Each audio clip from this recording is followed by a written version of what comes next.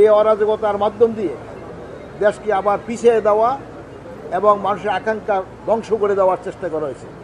কিন্তু এদেশের দেশপ্রেমিক আইন শৃঙ্খলা রক্ষাকারী প্রতিষ্ঠানগুলো সহ সাধারণ মানুষ ঐক্যবদ্ধভাবে তাদের অপচেষ্টাকে সফল হতে দেন নাই এবং আজকে বাংলাদেশ শেখ হাসিনার নেতৃত্বে ঐক্যবদ্ধ আছে।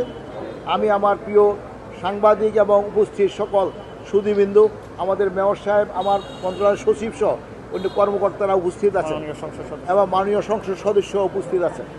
আমি মনে করি সবাই আমরা স্ব জায়গা থেকে এই সমস্ত চক্রান্তকে যদি আমরা ধ্বংস করতে না পারি, মোকাবিলা করতে না পারি, তাহলে বাংলাদেশ এদেশের মানুষের আকাঙ্ক্ষা পূর্ণ হবে না।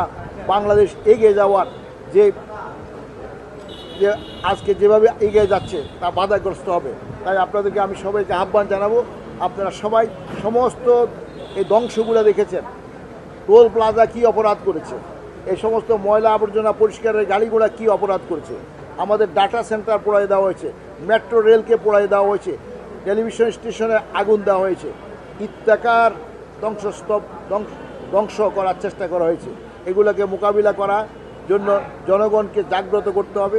আমি আশা করি আমরা এই সমস্ত সকল ষড়যন্ত্রকে মোকাবিলা করে বাংলাদেশের যে অগ্রযাত্রা আছে তা অব্যাহত থাকবে না। আমরা মন্ত্রণালয়ের পক্ষ থেকে সিটি কর্পোরেশনের সাথে একসাথে হয়ে কাজ করছি।